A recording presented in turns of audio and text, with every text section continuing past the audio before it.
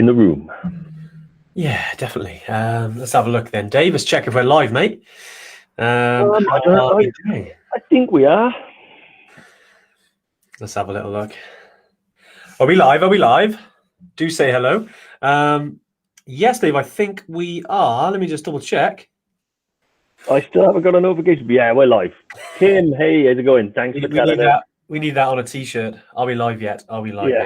yet? But hey, guys, how you doing? Yeah, another Tuesday tune-in. If you just joined us, do say hello. I can see a couple of people join us. Hey, Kim. Hey, Miko. Yeah, let us know you're on. Do give us a good thumbs up. Big 10. Whatever you want to say. Hey, Shona. Hey, James. Mark. Great to have you all on, guys.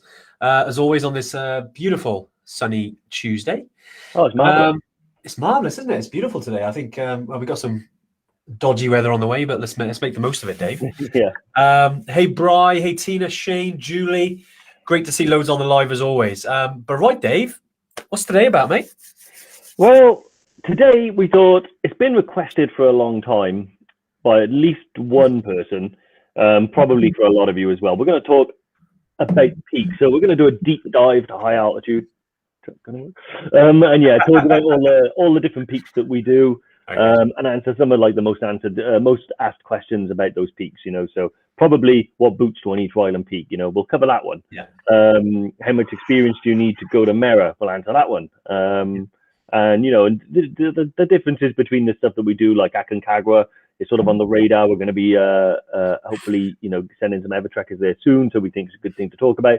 But yeah, peaks, mate, peaks. Peaky climbers. Are you a peaky climber? I kind of think we swiped and deployed that from one of our EverTrekkers who set up another group called the Peaky Climbers. But I forgot who that was. It might even be Ramona, but I know she's not on here today. But yeah, anyway, great to see so many of you on. Yeah, Haley, Kathy, Jim, Paula, Jim again, Mark, Andy, Sital, Stephen, Lee, Mick. Mick, I knew he joined today because you know this is for you, Mick. I know you. We don't do so much stuff about Island Peak, do we? But yeah, definitely. We wanted to make sure that we cover the peaks for you guys because you know it's we're getting more and more people now on the trips. Yeah. You know, we get sort of bigger groups. Not huge groups, but because of the type of trips they are, but they're definitely becoming more popular. You know, in terms of Mera Island, you know, you've got the soon to be released, as Dave mentioned last week, which is the Ecuadorian volcanoes. The Ring of Fire trek. We're really excited about that. So yeah we thought it's only best we'll talk about that this week. It's a great subject, heaps of stuff to cover. But yeah, see you in the app, Jim. Big grins all around from the EverTrek community about the new app. What are you talking about, mate? What's this? No, it's look, it was really, really great to see loads of you share you know, your pictures of the app, and you know, there's been a lot going on behind the scenes about that for a while. So yeah, we're really really happy that you enjoy it, guys. Keep going. Now we're rolling that out over the next sort of month, if you like, because there's a lot of trips that we've got to create. Yeah, we wish it was a nice, easy process, but we try to. We've got most of Everest Base Camp done up until the end of 2022, but our Bimble and Yeti fee is working hard, and we'll definitely be rolling out the rest of your trips. So yeah, if you haven't had it yet, you're saying, "What's this app? What is that?" Do wait. We'll send you an email, and you know, you can have all the info that you need then you know, for your trip, and it's quite cool as well. And you know, it's got some funky little features on it. Personally, I quite like the map. It's really cool just to sort of see your journey, where you're going. You can zoom in and find out where the pubs are if you want. You can see where all the historical sites, where the mountains are, obviously. But yeah, we're really excited about it, and yeah, cheers for your feedback on it as well. And I appreciate obviously the rest of you who haven't had it yet. Just a little bit of patience. It won't be long. We're rolling that out as soon as we can. Yeah. But right, Dave, we'll crack on into it then. I mean, let's start off with the Nepalese peaks. I think you know, I think it's fair. Like Island Peak, Mera Peak, Lobuche, which is kind of I'd say new and not new for us because we've always done. We never like to say no, and if you want to climb a peak, just give us a bell. Lobuche is the one that we do regularly, but it's still what we'd say is a new peak for us in terms of we haven't run many trips there. Yeah. So yeah, and as always, guys, any questions at all around anything that we're covering today, put them in the comments just so we can answer your questions. I've seen a couple already. We've had a few from before, just so we make sure we get your questions answered as always. So Dave, Island Peak, Mera Peak, Lobuche. I know they're in a similar region. I know that Lobuche and Island Peak are in the Everest region. Mera Peak slightly different, not a million miles away. But trekking peaks, this wonderful class of mountain that's called trekking peaks, right? Yeah, exactly. So trekking peak is like it's almost like a colloquial term for a type of mountain. It doesn't necessarily mean that it's easy. It doesn't necessarily mean that you're going to be able to walk to the top. What it means is that it requires, what it generally means is that it requires a lot less technical skill than, say, Ama de Blam, which you need to be able to climb sort of mixed rock and ice conditions, ice axe and stuff like that. This generally doesn't really require a lot of technical knowledge. You don't have to be a skilled mountain climber to get to the top, but that doesn't mean that it's not challenging in its own right. Probably the most popular peak to climb in the Everest region that isn't Everest is probably Island Peak. It's used for acclimatization for people going on to higher peaks. It draws its own sort of climbers as well, and it's the one that we certainly send the most people to the top of. And it's actually getting a little bit tricky, Island Peak, because it's so, was it 6,189, I think, in terms of altitude? 6,189 meters, So it's really good. I mean, we've combined it with the Everest Base Camp trip as well. So you get to do a little bit of everything. So it's one of those that's supremely popular, but it's becoming, I don't know, it's climate change in recent years has had like an even greater effect, but because it's glaciated, it does have large crevasses that need to be crossed and certain walls that need to be climbed. So it is actually a really good sort of experiential trip if you're interested in maybe going to the summit of Everest, because you've seen people crossing the ladders in the Khumbu Icefall. You have to do the same thing on Island Peak in order to gain access to the summit. So it is one of those things where it's like, wow, that's what's kind of cool and kind of like frightening at the same time. But yeah, love it. And I think what you made a good point there, Dave, because you mentioned around Island Peak, around the crevasses. And over the last 2 years, there's one crevasse in particular, which is, and I think James, who's on here, I think was on the trip back in 2019, I believe. I believe so anyway. Remind me, James. Obviously, times a lot's happened in between. But I remember that seeing some of the pictures coming from our last expedition there, which was unfortunately not successful. We're successful in terms of everyone was safe, all good, but it was really bad weather on the last summit push we had. We were the highest team on the mountain, but it was literally a whiteout conditions, windy, and I think about 8 or 9 teams on the mountain. We were the highest, but unfortunately, no one summited that day. Which says it all really. And I think James, I don't know, type how it was, mate. I mean, I know you're in the comments now. It'd be cool, wouldn't it, to sort of invite the videos on? It'd be cool if it was that interactive. But let us know how it was. I remember seeing some of your pics, Jim, and it looked tough conditions. And obviously, I know your guide made the right call in the end because it was challenging. But the mountain's ready and waiting for when you want to go back, mate. And the same to everyone else. But it certainly has changed over the last couple of years with Island Peak. It's still classed a trekking peak, and it's trekking peak, as Dave said there, gives it a little bit of a. It sounds easier, doesn't it? Because it's just a trekking peak, but essentially, that's what they're sort of colloquially known as. Exactly. And sorry, mate, go on. No, it's okay. Andy's done a really good comment here. Andy McNaughton Jones, he says, trekking peak equals no dangling from ropes. So pretty good. Pretty good way of summing it up. Yeah, very good. It is with Island Peak, especially. You've probably got it's about 125 meters, which is you're on fixed ropes. So that means that each person's sort of tethered together, if you like. It's classic. We classic fixed ropes between individuals and your guide, which is classic sort of winter mountaineering, if you like. If you've ever done any winter mountaineering. That's kind of the way, and for safety, although it does feel a bit weird, being tethered to other people, but it's because of where you are, and then if anything happens, you can obviously do a bit of self-arrest. Now with Island Peak, we always say it's handy when we're talking about experience. Who can climb Island Peak? Who's it for? Because we do get asked that, have I got experience to climb Island Peak or Mera Peak? And we've certainly, right out of the bat, we've had people who haven't been at altitude before, don't really climb mountains, and we've had some successful summits from those people, and that works because we do some of the training on the trip itself. It's like a half day where we walk you through, how to use crampons, how to use ice axe.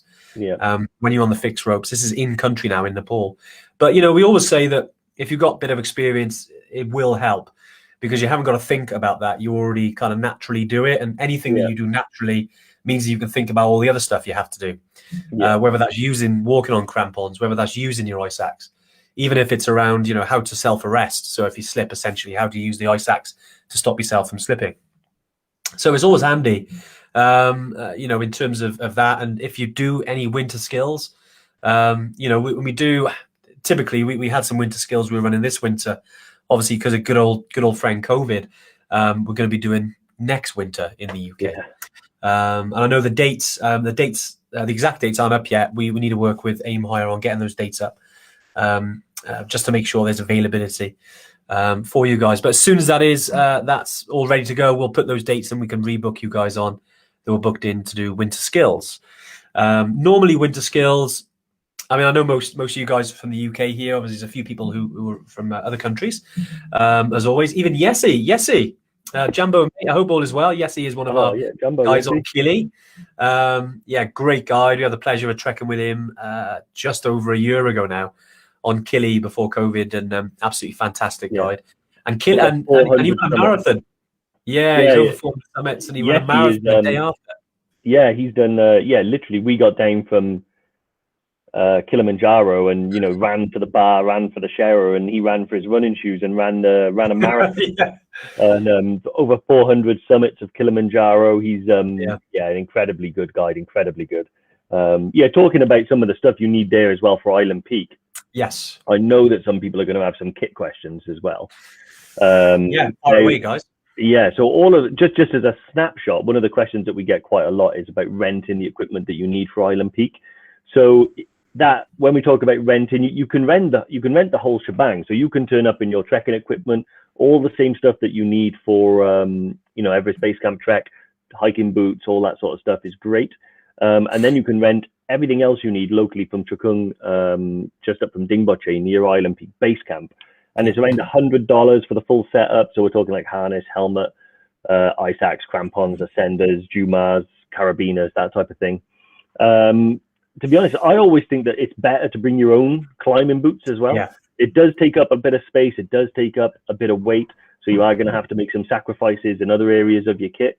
But I think the boots are always one of the things that I can put a jacket on and it's just a jacket, right? I can put a hat on and it's just a hat. But we only have about this much, connecting us to the ground. And I like that part of my equipment to be as familiar as possible. So having boots that you've worn in, that fit your feet, that don't rub, don't chew your feet up, and that you're familiar with, really makes a big difference. That being said, a B2 boot, which is what we recommend, are not that cheap, really. You're looking at least a couple £100 investment. But if you're the type of guy that wants to climb Island Peak, you're going to want to do other things as well, particularly winter mountaineering in the UK, and they become very, very valuable then. Yeah, definitely. No, you're right with the boots. I mean, it's the one, it's the one item I'd say that is so important. But if they are a big investment when you're climbing a peak like Island Peak, especially if you're looking at a B2, which means it's suitable, it's rigid enough for a sort of semi-flexible crampon, if you like. Now, that being said, you can. I think, Dave, with regards to the costs, because the question we had before was, how much does it cost to hire the gear? In Shukung, and how much was that, Dave? So it's $100 from Chukung. So that's basically, Chukung is like just up from Dingboche, sort of a few hours walk up the valley. And they have a big store there, which is purpose built for supporting the climbers of Island Peak. And you literally just pay the guy $100 and they'll equip you with everything you need. Your climbing guide will be there as well to guide you. So it's not like you have to know everything. They will sort it all out for you and, show you how to use it all. I just noticed Jerome said I should be called the Kit Yeti. Unfortunately, that rhymes with something else. And I think most people will actually call me something else. But brilliant. I mean, to be honest, it's the part of the trip that I'm most fascinated with a lot of the time is the kit, because I just get excited about getting new kit for new trips. Someone's asked there, Bri, hey, how's it going, Bri? Could you wear the climbing boots on the first part of the trek? To be honest, Roy, you might get away with it because, you know, you've marched in military boots and stuff like that, but they are very stiff and they are very heavy. So there's no need to put yourself through it if you don't want to. Having a lightweight, flexible hiking boot for the approach up to Island Peak Base Camp, and then just whapping the mountaineering boots when you need to put crampons on it is normally fine. But like I said, you're probably used to trekking in boots that, you know, would reduce the lesser men's feet and stuff. So I would say you might be fine. But I know I actually did, it's a little bit smaller than Island Peak, but I did Ben Nevis, not last July, but no, it can't be that long ago. It must have been. Wow. July before, wow, amazing. And we did the CMD. We did the CMD route, and one person that came with us, Roche, had some La Sportiva B2 boots on. Because we were doing the CMD ridge, she thought they'd be handy, but they chewed her feet to ribbon, so she was really struggling. And they also weren't worn in, and perhaps they weren't the correct fit. And these are all things that you kind of have to roll the dice on when you're renting boots. You know, by having your own that you've had for a while that you know work makes a big difference, and that goes for any peak as well. Yeah, nice. Just while we're just spotting a couple of questions, which I'll hit off the bat, guys. Colin, nice to see you on, mate. You asked about are you guys planning on doing an Aconcagua trek? Well, yeah, I don't know where you've been, Colin. We actually started. I think it was mid-lockdown. It must have been back in mid last year. We started offering Aconcagua as a trip. And Lauren, our good old Lauren, who's on the comments there, she's put the link in. So Colin, check it out, mate. We're the date we're kind of thinking of. We have got a date at the end of this year. It's looking likely it might have to be pushed. So the first date really is the 11th of January 2022. That's our kind of first Aconcagua trip we're looking to do. So yeah, Colin, drop us a message, or obviously go onto the website and download the guide, have a little read of it. The Aconcagua trip we do is a little bit different to kind of I say normal trip, but one thing we've seen is you can spend a lot of time on Aconcagua. There's a lot of peaks around there that look quite nice as well. So there's another peak called Valecitos, which is in the same area. And we do some of our climatization on there. So we're not just up and down Aconcagua all the time. There's another peak as well, which off the top of my head, I forgot the name of the peak now, but it's a little bit smaller. But it just means that we're having a bit of fun in the area as well, well as on Aconcagua. And we've built in, I think, 3 summit days. So it's 2 spare days, essentially, if it's bad weather or if someone in the team's struggling. Because we want to make sure the group's all good. But yeah, if you're keen on doing that, it's almost 7,000 meters, 6,962 meters. It's a serious challenge. But Colin, drop us a message. We'd love to chat to you about it. Definitely. Yeah, exactly. Lee Stevenson's after interesting. Any 7,000 meter peaks in Nepal in the pipeline? To be honest, potentially, but it'll be a little further down the line. Barunsi is definitely maybe a possibility. So potentially that Barunsi's been on my radar for a little while. But yeah, so we'll work our way up to it. I mean, ultimately, we've got 8,000 meters on our list of things that we want to be able to do. But we don't just want to find some guides and run the trip. Everything has to be to like a standard that we've set ourselves and enforce on ourselves. So we don't just get you to the top, but we get you down safely. That's the most important bit, because I really don't want to have to make any awkward telephone calls. So but nice day. Nice. Just to bring the tone. But drag the tone down. But just some questions coming in. I know obviously we're talking about the peaks, and there's a few different. Someone's asked around. Killy, and I think it was Bry, and he mentioned. Obviously, you're doing Killy in March 2023. Want to do a safari afterwards. Is there one you would recommend, and how many extra days do we need? Yeah, Bry. So basically, if you were to log into your members area and you go to, I think it's the add-on section, you'll be able to view the safari packages we offer. Because mate, they're fantastic, and had the pleasure of trekking out in Tanzania a couple of times toward the Serengeti.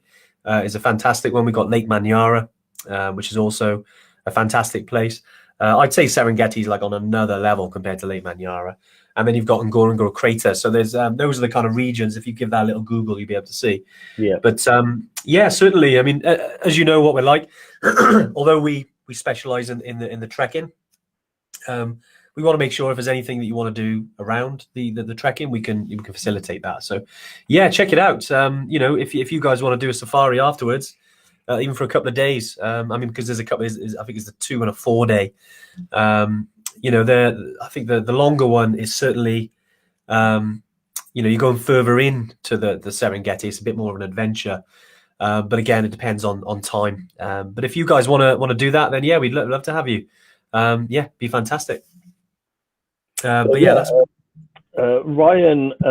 Wilkinson has said, will there be much of a temperature change from the hike to Kilimanjaro to the temperatures head into the peak, and how best to prepare your body? There will be a massive temperature change. So when we left Moshi, which is where the trek to Kilimanjaro begins, it was about 30 degrees. And on the summit, I don't know, minus 15, huge temperature differential. Kili, it's pretty much a given that it's always going to be below zero at some point on the summit, probably for the majority.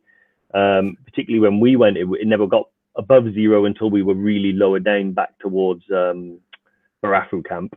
Yeah. How you prepare your body for it is by preparing for is getting the right clothing for it, to be honest with you. I mean, you'll know yourself whether you run hot, whether you run cold. That'll inform your decisions about what clothes you bring. I always say better to be prepared and carry the weight than not. Most clothing is like super lightweight, super good, and super insulative these days. So if you don't have to spend £600 on a down jacket, you can get one that's good enough for Kili for a couple hundred. Pair that with a good fleece, with a good base layer, with good gloves and stuff like that. Those are all things you can carry in your rucksack. That means that you've got peace of mind. If it's too hot, take them off. If you need them, great, they're in your rucksack. So just by preparing for that is how we do it, like sensible kit choices and stuff like that. With regards to the body, to be honest, you kind of you just got to deal with it. It'll naturally get hot, it'll naturally get cold, it'll naturally rain a little bit as well. So that's why we always say prepare for 4 seasons. In your duffel bag, you should have enough kit for a desert trek and a polar trek and everything in between. Wow. So, no, well done, Dave. I like that one. Joel has asked EBC question. Okay, what's the toughest section of hiking on the trip, and how many hours is this part of it? Wow. Yeah, toughest part of EBC. I know. There's 2 days that kind of stand out, I think, personally, which is the day number 2 of the trek, which is from Phak Ding to Namche. People always say, oh, God, that was a tough day. And afterwards, they're like, that day, base camp day, are always kind of the 2 most challenging days. So the reason why I'd say Machu Picchu, Namche, going up to Namche is probably the toughest, is because there's about 800 meters of climbing, and it's probably your first taste of altitude or ascending at altitude. So it always surprises a few people. And the last sort of 2 hours of that is all up. So yeah, I'd say that's tough. But it is what it is. It's got to be done. And, you just slow and steady, take your time. There's no rush up the hill there. We get some people take 3.5 hours. We get some people do it in 2. Honestly, there's no rush. So you take your time there. And then I suppose the other tough day is base camp day, just because of the time. You could be hiking for anything between 8 to 10 hours, because you go all the way from, say, Lobuche, which is just over 4,900 meters, all the way. Then you trek about 3 hours to Gorekshep, have a bit of lunch, bite to eat, refuel, hike to base camp, which is another few hours, or a couple of hours normally. Obviously, a bit of time at base camp, then you've got to get back. So that's, it's a challenging day, that one. And I think because it's some of the highest trekking that you do on EBC, that's why it's also a hard day. So I hope that kind of answers your question a little bit when it comes to that, Joel. It's I think, your mind has blocked out Kalapatar. Yeah, that's fine. To be honest, the first time I did it, I went up Kalapatar. I thought Kalapatar was challenging, but it doesn't have to be that long. But I remember, I didn't do it last time. I stayed in bed. And I remember you lot went up to the top, and I remember looking back, and it was like soldiers coming back from war. The Kalapatar is tough. I mean, that section, because you get up at 4 a.m., a couple of hours up to watch the sunrise and an hour down, essentially. But I think after that, then you're descending.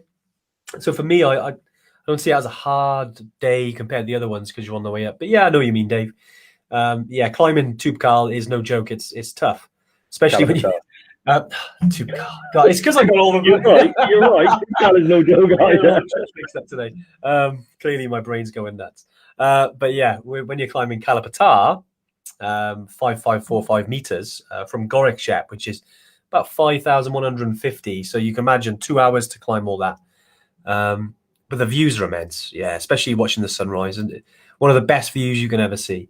You know, I always like a good sunrise. Clearly, Kili, Tubkal, even Kalapatar. But it's even though.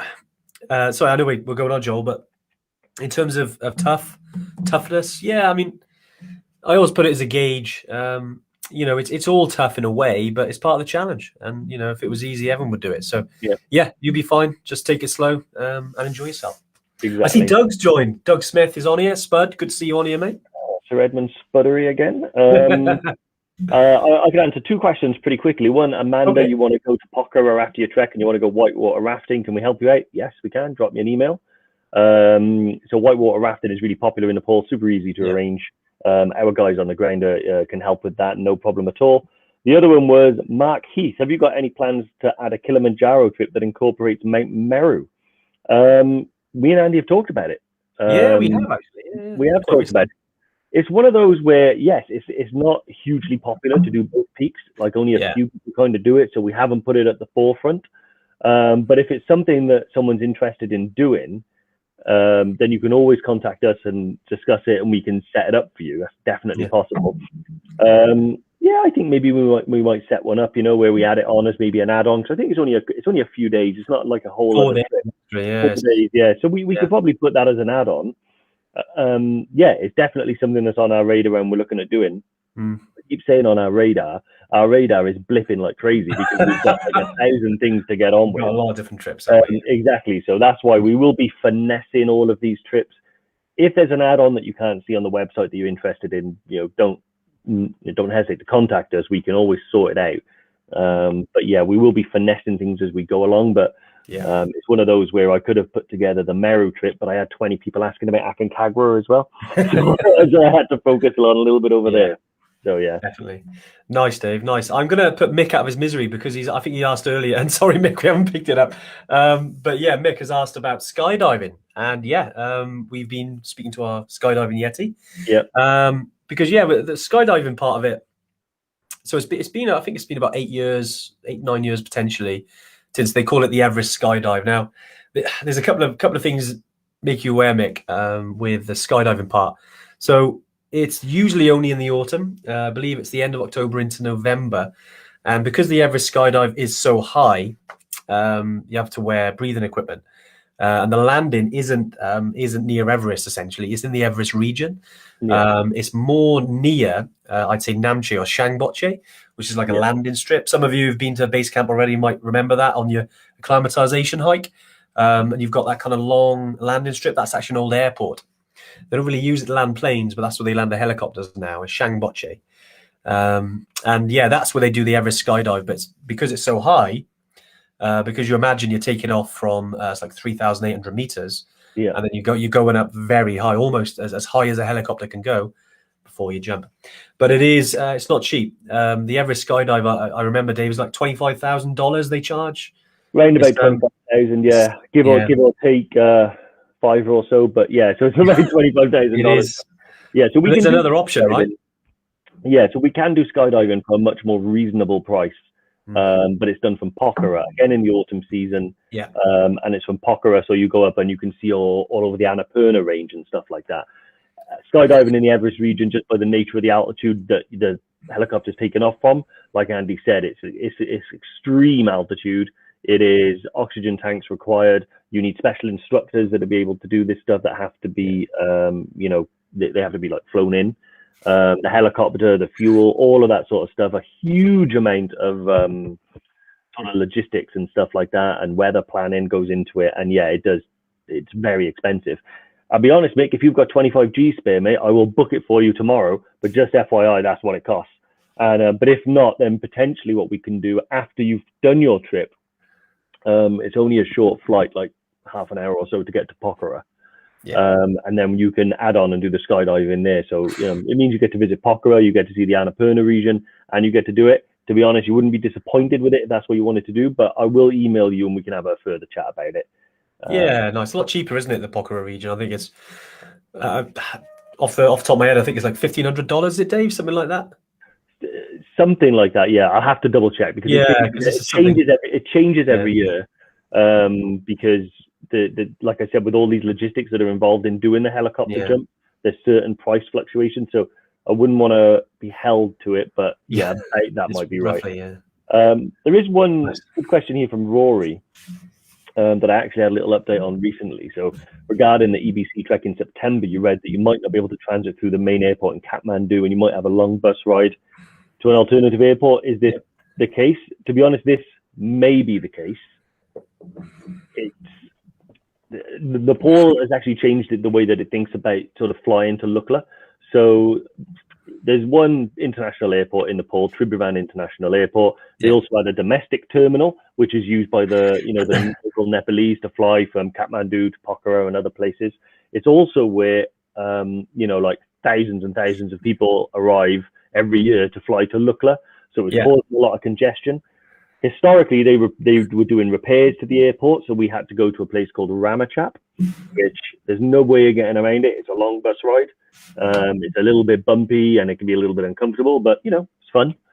And now, because another area of Nepal has been developed as a result of that, they are now thinking about moving their operations for the Lukla flight there. Nothing's 100% certain yet. It's a possibility it might happen, but to be honest, to us, it's a small thing. It's you've already flown thousands and thousands of miles. You've already spent hours and hours and hours on cold mountains, a bumpy ride to get to an airport so you can visit Everest Base Camp and see the highest mountain on Earth. It's a small price to pay.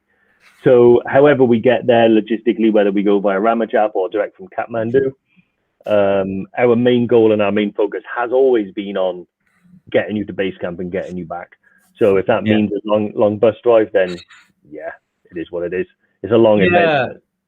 Exactly, Dave. I think we're beholden by, unfortunately, by the way it works in Nepal, which is, unfortunately, we can't control how they operate the airport anymore. I mean, it's certainly frustrating, but I know every company's in the same boat now. So it's unfortunately, with regards to moving, and it's still a question mark at the moment because they haven't said, "Yep, you're 100% going from there." They've basically said to us, sort of wait and see, essentially. But it means, as Dave said, it's all part of the adventure. It is having done it a couple of times, a trip to Ramachap. Certainly it's a long way. I kind of see it quite nice because you're kind of seeing, although you're in a minibus, essentially, you're seeing part of the country you wouldn't normally get to see. And stopping at the places you would never see, and it's quite nice because you're kind of driving horizontally, you could say. Imagine you've got a line of the Himalayas, which are all the peaks, and then the road essentially goes all the way along. So if you look to your left and it's decent weather, you'll be able to see the Himalayas. Like I got to be honest, the first time I saw that, I was like, wow, this is cool. But you can't get around it. It is it's bumpy roads, adventure travel. It is part of the journey. And if it comes to it, we have to do that. Obviously, we'll communicate that to the people who are going to be on those trips and say, look, guys, they've moved us to this airport now. Obviously, we're going to have to do that. And not to worry, we'll make it as limited an impact as we potentially can. I mean, we've done this before when they were doing renovations on the airport. And now that, as Dave said, now they're like, oh, wow, it worked. And it also, I think a big reason why the Nepalese government are choosing to do it is potentially because it brought a lot of income to that part of the Nepal. Normally wouldn't. So clearly they were happy with that. But if we can get you from Kathmandu, we will. If not, it'll be from Ramachap. It relieves a lot of the human traffic going to Kathmandu every day.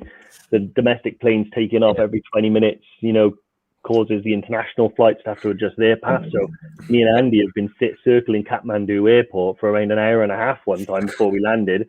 And we were about half an hour away from going to India for a little bit and then coming back. They run out of fuel, right? But luckily we made it. So the other thing it should be said is, although logistically it's a bigger operation for us to get people to Ramachap, we have to get drivers, minibuses, extra accommodation and all of that sort of stuff. It's worth it in the end because the flight from Ramachap is about half as long as from Kathmandu. So it means that when we get a weather opening, if there is clouds at Lukla, we have a much, less time. Well, we have less time to travel. So it means that we can make a dash for Lukla and get there a lot quicker, where occasionally what happens from Kathmandu, because it's about a 40-minute flight as opposed to about a 25-minute flight, is, weather might come in and you might have to turn around and stuff like that. So it does actually make it a little bit easier to get to Lukla. Nice. So every cloud.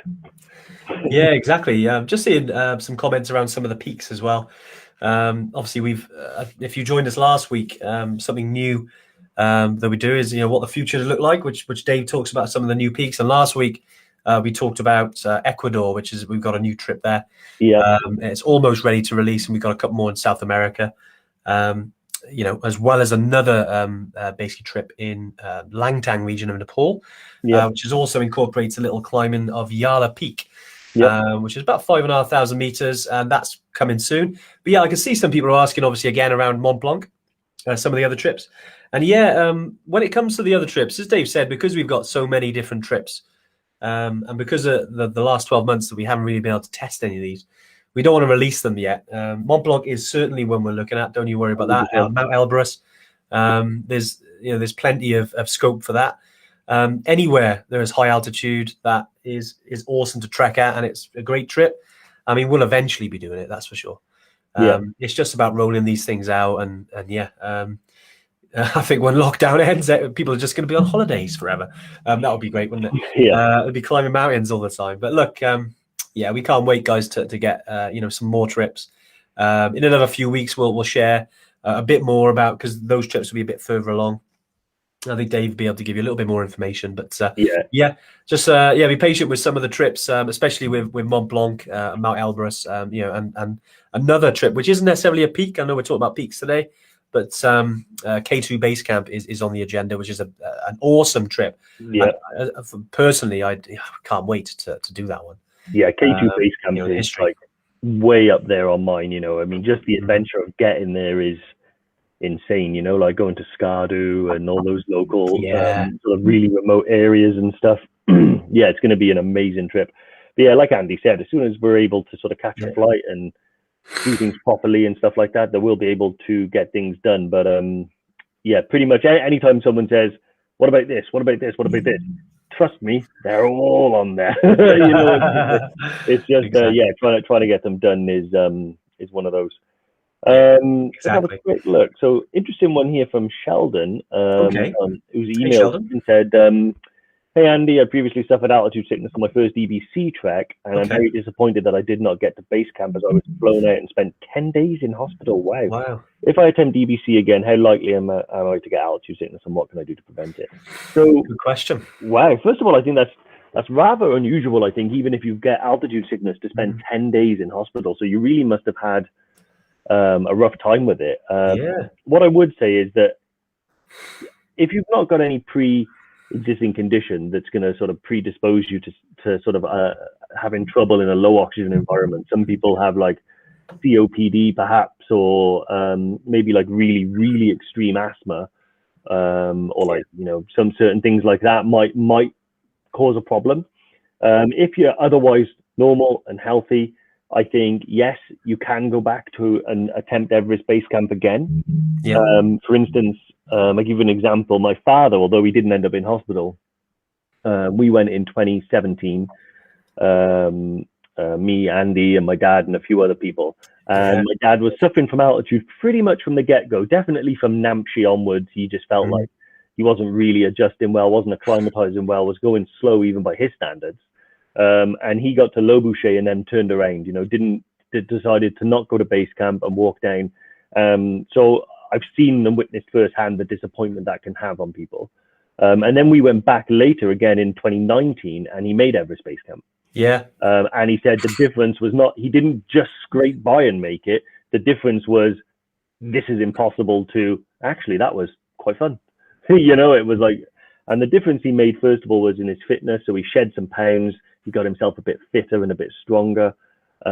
Second, he took Diamox to help him acclimatize, which he hadn't taken the first time round. That could make a big difference.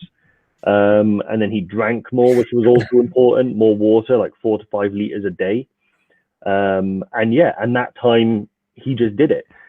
Our trips are designed to acclimatize you on the way up. So we have 2 acclimatization days, all of your food's included.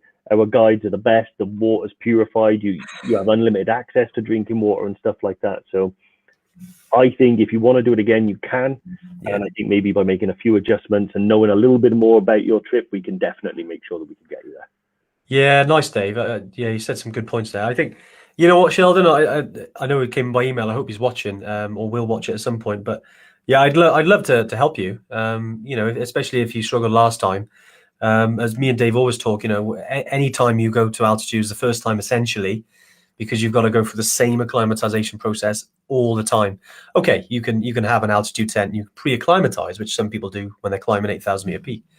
But essentially, if you take your time, you look after yourself, drink plenty of water, you have that strong mindset that you want to get there. Obviously, it seems like you had some complications, but you know what? I'd love to have a chat with you and see what we can do, because, I think if you've got that desire that you didn't do it last time and that's still lingering, I want to help you do that, because that'd be fantastic. So yeah, drop us an email, or it'd be great to get on a call with you, and we can see what we can do to make it happen. We're not a no company. We're a yes company. So anything that you want to do, we'll help you and make it happen, mate. Yep, exactly. Jerome, that's how old my old man was. Attempt 1, I think 59. Attempt 2, 61, I believe. 60s basically. so I'm just looking. All you did, Dave, was mention K2, and now it's destroyed our comments. I think everyone wants to do K2 base camp. Yeah, I think. Fine, I'll write it down. The cogs are in motion, guys. It's not long. It's not long at all. But yeah, just loads of good questions coming in today, and I know we always pick a subject and we talk about it, and we always get sidetracked. But just to finish off some of the peak stuff, Dave, because I know we're 45 minutes already. Wow. I know we talked a lot about Island Peak, a little bit about some of the others, but Mera Peak kind of doesn't get talked about as much as Island Peak. And again, just while we're talking about this, guys, any questions, drop them in the comments, so we can pick up. And with Mera Peak, 6,476 meters, the highest trekking peak in Nepal. And I tend to say easier than Island Peak. Would you agree with that statement? I would say technically easier. It doesn't have any of the ladder crossings and things like that, so it's a higher altitude. Technically easier because, again, those ladder crossings and the walls and stuff that you have to go up are not there. But it is the highest trekking peak in Nepal, so it's got that level of prestige. It's technically in the Sagarmatha region of Nepal, but essentially when you arrive in Lukla, you go one way up to the Everest Base Camp Trail, or you go the other way to go to Mera. So technically you're moving away from the classic EBC track and go into a lesser traveled area. Still, popular, but certainly not as many people as the Everest region. And Mera is excuse me, my throat is so dry and I haven't got a drink. But Mera is an awesome. Maybe you should try the unlimited coffee that I got here. I know, that's the problem. It's like I've been talking for about 5 minutes now, and I've been like, right, hold it in. So Mera is it's an awesome one. Like I said, it is the highest, so it does draw its own sort of level of appeal. Probably about half the amount of people that book on for Island Peak book on for Mera. So it is going to be less people and less crowded, but still one awesome peak. The great thing about it is that you can kind of, once if you want to knock off these 6,000 meter peaks in Nepal, they're largely the same. Equipment wise and training wise. Oh, magical. See, Dave, look at that, the power of tech. See? I know, look He's at got that. his water. It's no magic. It's like on a trek, Dave. That water isn't far away. Oh, lovely. I just saw some comments. Sorry, Dave. I know you as you're drinking there. Everyone's like, "Don't ask Dave his dad's age. You always get it wrong." They know you well. Honestly, I'm not 100% sure when his birthday is.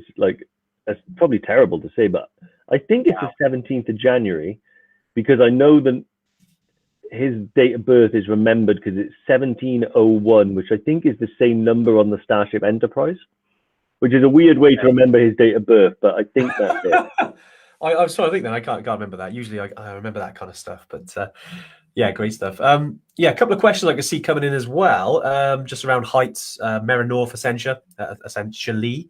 How fit do you need to be for Island Peak? Yeah, it's one of those that, and that's from Hannah. I'll bring that on screen actually, Hannah. Let's have a little look. Thanks for joining us on the live. Yeah, so in terms of fitness for Island Peak, we would say that 100% you want to have a good level of fitness. It's not essential, as in you need to be a triathlete or marathon runner. We always talk about this. The muscle between your ears is the one you want to exercise the most and get in the right place.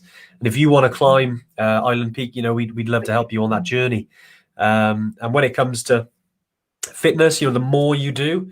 So, if you're getting out a couple of times a week, or, if you're into your running, or, I can see your profile picture there. I think you're good skiing. Love it.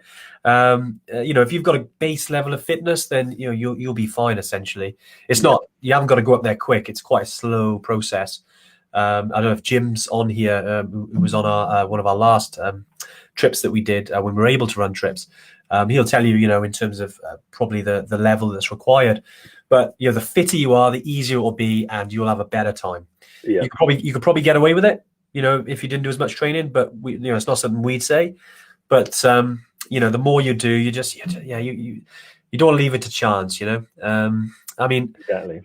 Before we set up EverTrek, I did Everest Base Camp without hardly any training. Essentially, I used to surf, which was cool, and had a good bit of fitness in that. But it's different.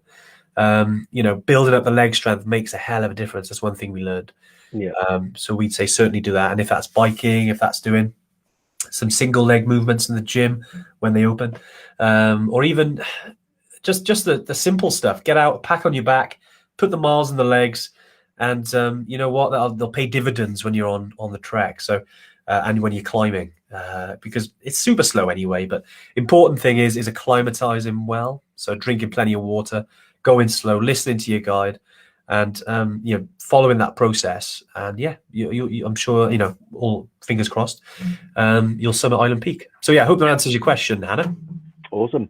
I heard one, Andrew Scott raised an interesting question, which is worth mentioning. Okay. One year ago, you had to pack in at Le Boucher. Commiserations. I've seen that happen. Like I said, the old man. The guide insisted on a heli ride, but it was not too bad. And he wanted to walk down, but the guide insisted, cost a fortune. Yeah. To be honest, that's never going to happen with one of our trips. I can guarantee you that. A guide they're there to guide you, not force you to do anything. If a guide feels that it's life and death, then a decision will be made to save your life. That's incredibly rare. In fact, it's not happened with us. Yeah. If you're able to walk under your own 2 feet, that's always going to be their preferred option. Yeah. We also have a really good relationship with one of the airlines over there that runs the helicopters in the region. Yeah. So we don't have to go via any third parties. We don't have to go, by people that make a markup on it. We go direct to the airline and we get the helicopter direct. There's no third party. There's no middleman. There's no one. There's no possible opening for anyone to exploit the cost of the helicopter. So I think, is it still a problem? I don't know. Definitely a lot less of a problem than it was, say, a decade ago, which is probably when it was happening a lot. Now you hear about it a lot less, and tour operators are being held to account. Yeah. I can guarantee you that it won't happen on any of our trips. I mean, you may still need a helicopter, but trust me, it'll be a case of, if you have a helicopter on one of our trips, it'll be because you want one, or the guide is trying to save your life. Never exactly. Will you be forced to get in one if you're still fit enough and able enough to walk. Nice, Dave. I think just to add on that as well, as Dave said there, it's something that doesn't happen as much nowadays, thankfully. But we've seen it on trips. Other people getting rushed off in a helicopter because one of the guys, obviously luckily not our guys, but have a bit of a backhander essentially for doing that. And it's, I'd say more about 18 months ago, there was a bit more press around it, about negative press, especially in the UK media. It's brought it to the fore, if you like. And we always, obviously we're a professional trekking company. We don't make anything off helicopter rides. No. They are like taxis out there, essentially, when you're out there. So it's not like they're sort of it's not like buses. Yeah. so you kind of get them when you need them. But I'd love to make it happen for you though, Andrew. If you want to go back out there, mate, and it's on, it's in the back of your mind. Yeah. We'd love to have you join us. If you want to climb Lobuche or one of the other peaks, Lobuche is a great region. I bet from the summit there, you got a great view of Everest. That's for sure. I think he was on EBC Trek. Oh, I see. Sorry, I mean, sorry, Andrew. I've assumed that there's a 50-50 chance he might be on the peak. But no, to be honest, it is either way. You're very close to base camp. The difference between Lobuche and base camp is not a huge altitude. It's quite hard work, but the altitude differential is not massive. It's a few hundred meters.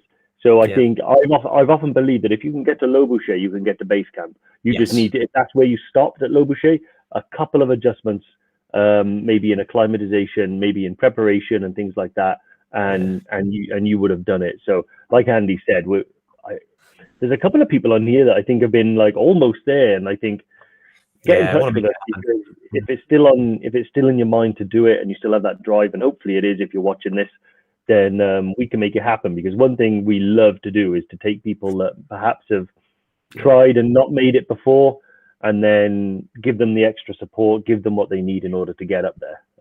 Because it'll change your life forever. Yeah, it does. It does. And we've been there, even though we've got to Everest Base Camp, Summit Achilles, there's been things that potentially, we're thinking, I really want to do that, and it didn't quite work out, and that itch is still there. I remember when I sort of went traveling to New Zealand, and it was towards the end of my backpacking life, so I couldn't afford to do the stuff I kind of wanted to do there, and that itch has been there ever since. Like, I want to go back and I want to do all the fun stuff that I can afford to do. I know it's like to have an itch that you just got to get done. As Dave said, then it is interesting. A couple of people today that have said that, and if anyone's like that, and we want to make it happen, because then I want to have a chat with you afterwards. And what was the difference? Because I'd love to share that with the rest of our group, and obviously us as well, because we're like you guys. We're trekkers and climbers, and we want to learn from everyone else doing it, just as we learn when we do it. And then we can pass on those thoughts, and what was the difference? What was the 5% that made a difference? And we can share that with the wider world. And so definitely drop us a message, guys, and we want to make that happen for you. That's for sure. Exactly. So James Ashley has said Mount Kenya. Nice. Would that be a good? Awesome summit. We'd love to do it. To be honest, we often go back through these comments, and if we've not been having something at the forefront of our mind, that'll do it. I mean, I wish that I could see what EverTrek's going to be like in 10 years, because all of these things, I'm wondering what's going to be coming, because we are going to do K2 base camp. We are going to do other high peaks around the world. So I think it's going to be like Denali, I think, is one that we really want to go to. Katen's Pyramid, I think, is one on there. There's loads of these. I mean, to be honest, we'd love to do all 7 summits, and then every summit that surrounds the 7 summits. You've got to strike a balance. We're always conscious of having the trips that people want to go on. And eventually we'll have a full sort of catalog, you could call it, I suppose, of all the high altitude trips in the world. We're on a journey as well. It's almost our 5-year anniversary since I booked in Dave, who was customer 0. Almost 5 years, I think, in a couple of weeks, which is crazy how the journey's been. But it's funny, we were looking at the Facebook messages. This is like pre EverTrek, when Andy just come back from his trip. And I saw that he was out there on Facebook, and it actually reminded me, that wow, the questions I asked, exactly the ones that we're still answering today. Isn't it? Almost exactly. And it does bring to mind that, also how my life has changed since that first message, and I wonder what it might do for other people as well. I mean, I've got the first message. I'm going to find it because I think it's quite nice to read out. Okay. So it says, "Hi mate, well done on your trek to Everest Base Camp. This was on 17th of February 2016. And I said, well done on your Everest Base Camp. I was wondering if you could give me a bit of info on what I need to do. Always been a goal of mine. Just like to get a head start on what equipment I need, what costs are involved. Cheers, mate. hoping to go this year, and it's amazing. And it's just like, wow. And then look, having, talking about porters, these are all here. We might have to publish them because these are all me. Yeah, we've got to do something about and look at the reply I got. Andy's always been one to give the information. Well, we want to make sure you got all the information, and that was customer 0 as well as customer 4,000 or 5,000, wherever one. Yeah, exactly. Right but no, it goes without saying that, that's what we're here for, guys. Whether answering the first question EverTrek had or the questions that continue, if we can help you on your journey, and especially, I mean, for the people who weren't able to make it before, if there's one question that could tip it in the balance for you, and could be the reason between getting a base camp or climbing Peaky or getting a Machu Picchu, climbing Tubcal, Aconcagua, K2 base camp, and we run it. Any of those, and that's what we're here for. That's why we exist. Obviously, we're a business, but we love what we do, and we hopefully that our passion comes across, and we want to help you guys. That's what we're here for. And we're excited to make that happen. Yeah, it's always weird looking back at that. It kind of makes me a bit emotional. Couldn't have said. You asking someone else about kit, I don't believe it. Shona, honestly, this is all acquired knowledge that I've had in the last sort of 5 years. I mean, I was a trekker before and a climber before, but mainly in the UK. And like a lot of you guys, you don't know what you don't know. I'd never been to the Himalaya. I'd never been to altitude before. I've never even gone on a skiing holiday. I no word of a lie. The highest I ever got with my feet on the ground was Snowdon. That was it. That was all the altitude training I did. And so I didn't know, like, do I need a special jacket? What type of boots do I need? Do I need a special hat? And it's crazy. And to think that, and once I did that first trip, and it's informed other trips and other trips and other trips, and I've kept going sort of year after year and doing the same thing because I love it. And I've got it down to like a fine art now. Like, when people say 15 kilos isn't enough, very proud that I can pack everything I need and get it to around 15 exactly. With 8 kilos in your pocket, right? Wow, we'll go into that. But no, that's a joke. He's not wrong. but we're talking about the bags here, and what did you get in my bag? That's what I meant. Brilliant. Sorry, a couple of questions, especially one from Doug. Yes, Tubcal. Can't wait, mate. How cold the summit could be in the height of winter? So yes, great question, Mount Tubcal. So winter essentially is in Mount Tubcal in Morocco in the Atlas Mountains, and Tubcal is 4,167 meters. So significant altitude, and typically they have a lot of snow there. Even parts of it you can ski, and from the end of November right the way through, I think, to the end of February. It's quite decent snow cover. It does change as always. Weather's not an exact science, but temperature-wise, it can get down to about sort of -10. Especially if it's windy. So again, as always, I mean, Doug, obviously we've been in Peaky, where it was really cold. I think if you had similar gear, it'd be fine. Obviously, with crampons, ice axe, winter skills is useful. And Doug, I know you've done some in Scotland. Can't wait to do some weekends up in Scotland. So certainly when it comes to Tubcal, it's damn cold. But 100%, insulated gloves. You want to make sure you got some decent base layers. I'm wearing a base layer today, finally. It's can't wait to do Tubcal.